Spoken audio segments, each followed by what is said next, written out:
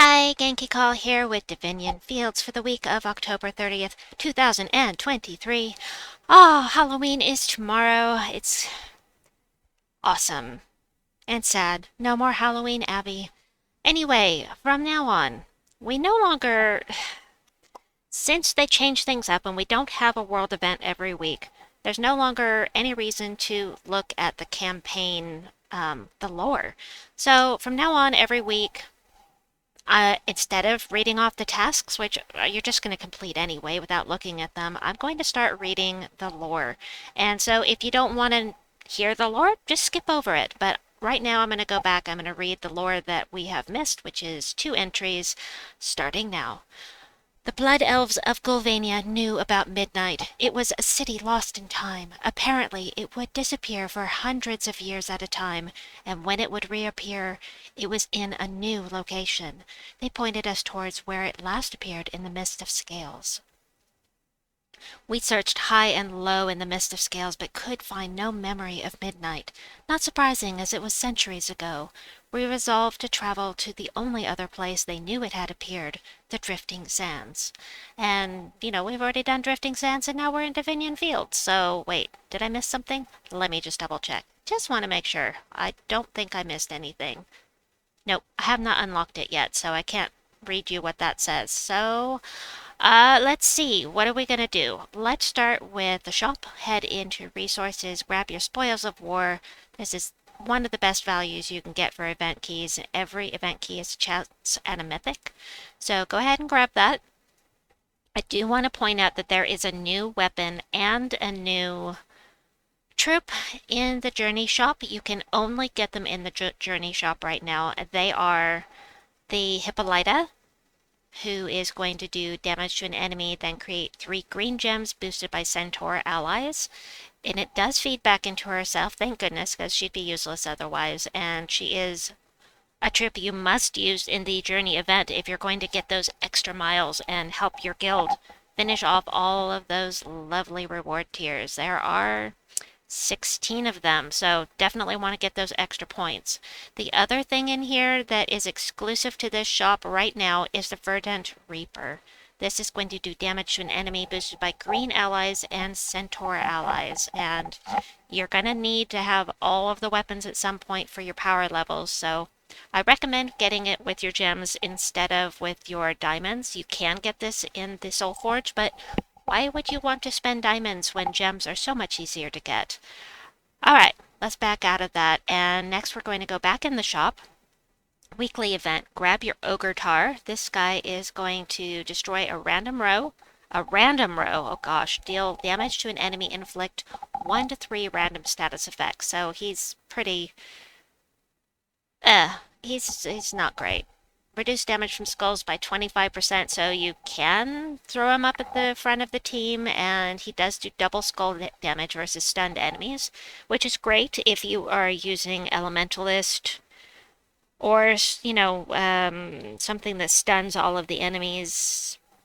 But otherwise, if you use him with Oracle, the Centaur class, it's pretty much going to be useless, but, it's there. It's a new troop. It is another troop where you can get this all the way up to mythic quality for your power levels when you need it. So I recommend doing this every week. You're going to get all of the trait stones and the gold, the glory keys, the gold keys, and have that guaranteed level 20 when you need it for your power level, which would be right now for me.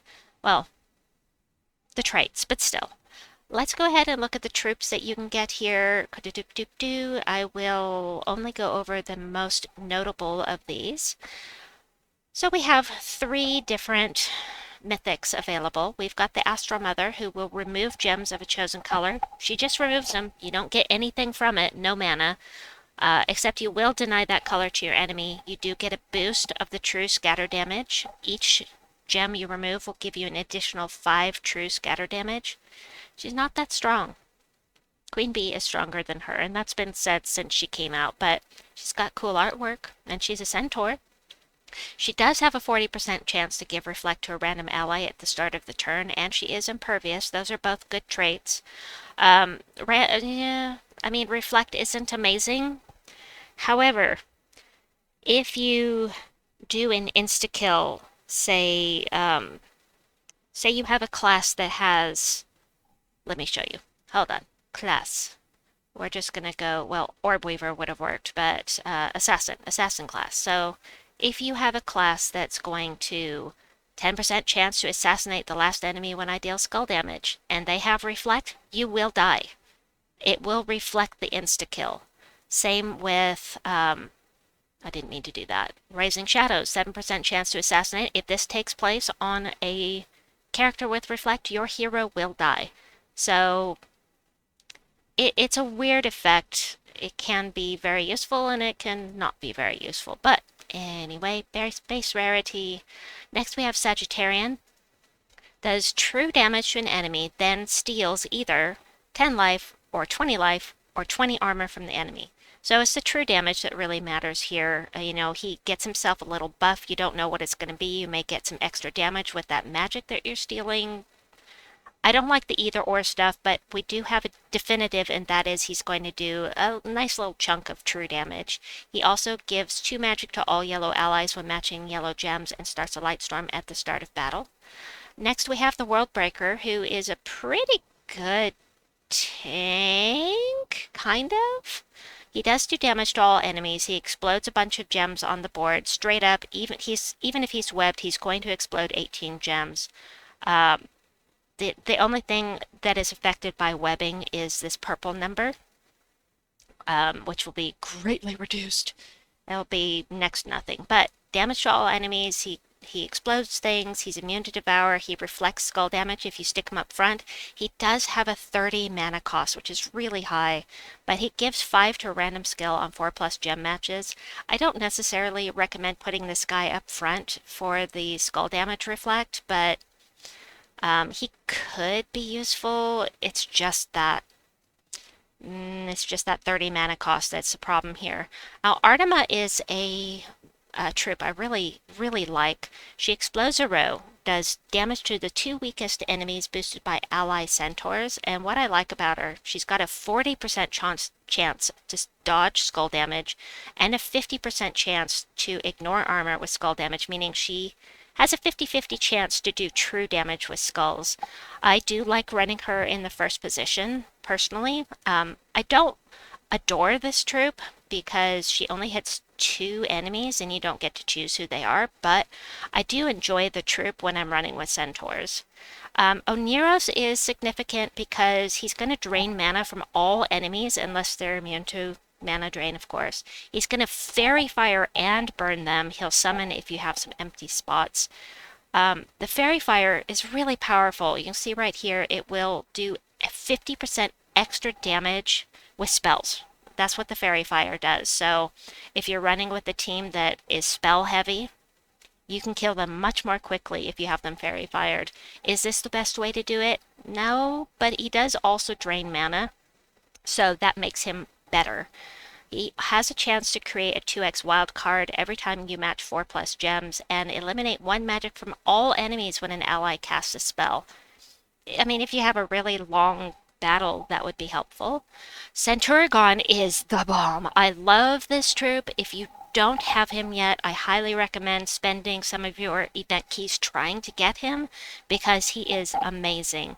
He is part of one of my 2 favorite Zolgoth teams, and I love him. So 10% chance to devour a random enemy, plus 10% for each wild card on the board, then convert all skulls to 2x wild cards. So he is an amazing mana generator, and sometimes he devours.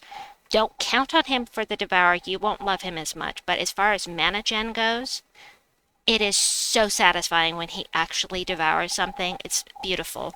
He does summon a dark storm when an ally dies, so don't let your allies die, because generally you're not going to be running this with purple unless you're using Thrall or Leprechaun, which I usually do. Anyway, reflect 25% of skull damage, and he has chances to create wild cards every time you match 4+ gems. Love Centurigon. Atlanta, you're going to get her from completing the storyline here. She does do damage to all enemies. She has a chance to ignore armor with skull damage, same as Atlanta. She is Atlanta, sorry. I meant Artema. So, I mean, Really nice to have that damage to all enemies, especially if you don't have all of the amazing cards, like Centurion. Damage to all enemies is going to be very helpful in events when you are limited to Divinion Fields allies. So definitely like Atlanta a lot, but you should already have her. Auspicia, she's interesting. Life to an ally, then remove all blue, red, and brown gems from the board. She could be amazing. Has anybody ever taken the time to find a perfect team for her? I don't think so, but anyway, let's move on.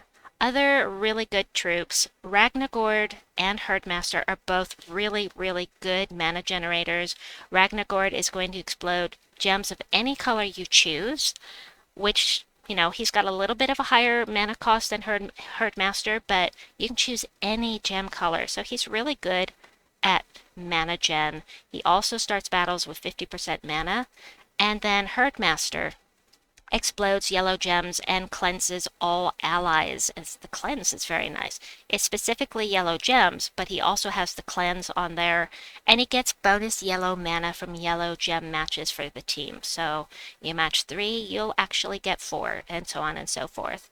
I do have to point out you will not be able to get any of the Wild Court teams. Those are from the Underworld. You have to get those with your Chaos Shards in the Underworld. Did I mention one of them? No. Oh, yeah, the Wendigo. Oh, I forgot to go over the Orrery. So, Orrery does not do much damage, but it does create a Starstorm, and the Starstorm is purple and yellow. So, it's a dual storm, and it's the only way to get a Starstorm. I like to use this with purple, yellow, purple heavy teams, especially with something like, what's her name? Arch Proxy Evendra. Ah, yes, with all the purple and yellow, very nice. Let's see. I don't even remember Bull Taurus because he's not very notable. Let's see. Anything else really stick out here? Orion's Herald. He's going to summon Orion and give everybody a little bit of life. And that is going to be super helpful in the event. Not the event, let me show you. Let me just do this right quick because I want to. I've got to see that power level go up because it is so very satisfying to get those power levels up. It is so important for your enjoyment of the game to increase your power levels because it makes you so much more powerful. It is amazing getting those power levels up. Love it. Love it! Let's see. So I can still, yeah, I still have a couple of things I need to do here. But, let's see. For now, what I was saying was, let me grab my tributes. La la la la la. There we go. Trials. So, actually can't show you. Let's go back in here. Let me show you Orion. Near, should be down here. All right, so Orion's Herald is part of the Epic Trials, and he is going to summon Orion. You're not going to get around it. You're going to be summoning because you're going to be losing troops in this Epic Trial. He's going to do a range of damage to an enemy and Hunter's Mark them, meaning he's going to do double damage with skulls. Very nice. Plus, he has a 75% chance to ignore armor with skull damage. So that's going to be helpful because this trial kind of not cool. Not loving this at all. So I did the first 2. I was able to do up to level 200 on autoplay. I put Artima up front, Herdmaster afterwards for the mana gen, Bull Taurus for that little bit of scatter damage boosted by his life. My life's pretty high, so it's a little bit. And then Orion's Herald to bring in Orion when necessary. So don't love this trial at all, but I got through the first couple here, and then I did buy a bit. I'm hitting wrong buttons. I did buy the first 2 levels there, and we're gonna upgrade this thing to this. I'll do one more trial. I'll get it up to legendary level, and then I'm gonna use an orb of minions on it because I'll save myself 400 gems, and I've got the extra orb of minions, and I don't wanna. I don't wanna. It's an annoying trial, and I just don't wanna. Oh, let me get that upgraded because this will make my uh, trial a little bit easier because now I've got hello. Now I've got plus times 2.5 team bonus for Divinion Field, so that will help me a little bit in the trial. So yay for that. Next up, what have we got? We have the Halloween event. We will be getting something free tomorrow. Don't know what it is. Don't buy this. It's a terrible deal. I mean, it's subjective. In my opinion, this is a terrible deal. If you want the Orb of Power, just go into the campaign and buy the Elite Pass, campaign pass. Go to for the Elite Pass. It will cost you $24.99, I think, and then you're going to get all of these things, and I guess I didn't claim those last week.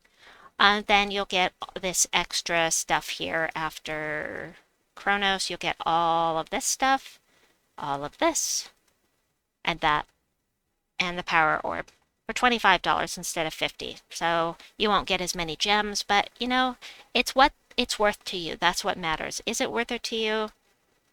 I think this is a better deal personally, but your choice. Anyway, let's see what else we've got here. Let's switch this to events. Let's see. This week we have, of course, Divinion Field's troops and centaurs. Each gain 10% to their skills, so Divinion Field Centaur gets plus 20% this week. And if you take the new Ogre Tar into PvP, you'll get a bonus trait stone for each battle. Next up, let me see. What was that about the Halloween event? There's a Halloween event. Where is it? Nail down. Curse of the Werewolf. It is here to battle.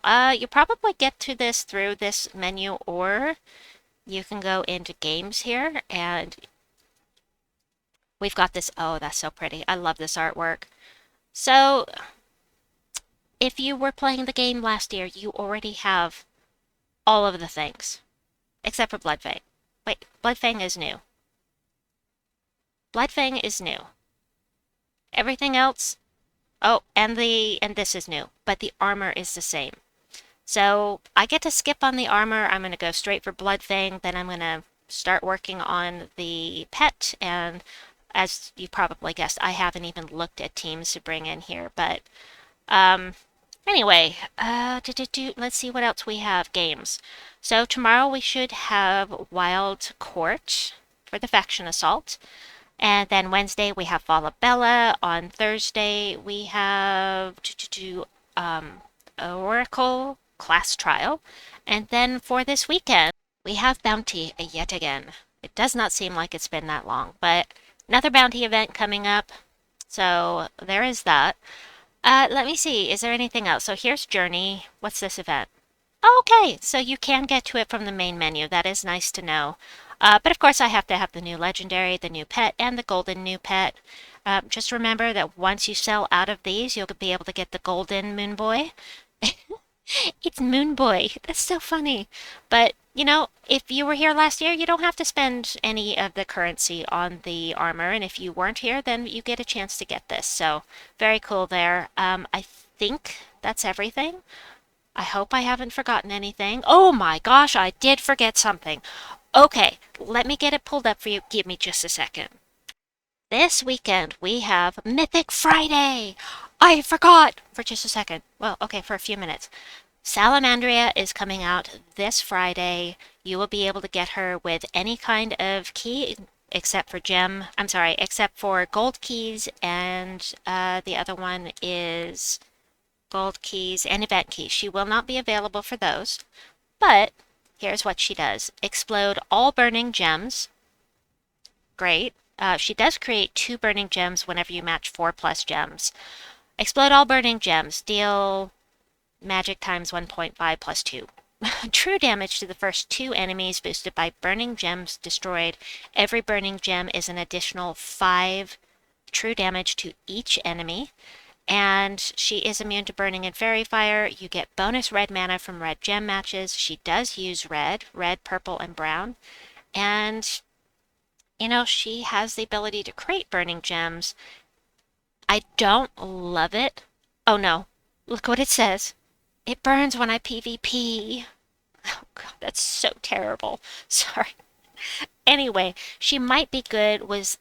Actually, I think that she would be fantastic with Magma Dragon because Magma Dragon does a storm that is both brown and red. So, and he creates burning gems. So, she does true damage, he does regular damage. We'll see. We'll find out. Sometimes on paper they don't look very good and they are, or sometimes on paper they look terrible and they are. So, you just don't know. So, anyway, we've got Mythic Friday coming up, and that is about it. I think I've covered all of the points. If I've missed anything, please let me know in the comments down below. Have a wonderful week and a wonderful day. Please like and subscribe, and we'll see you folks soon. Bye bye!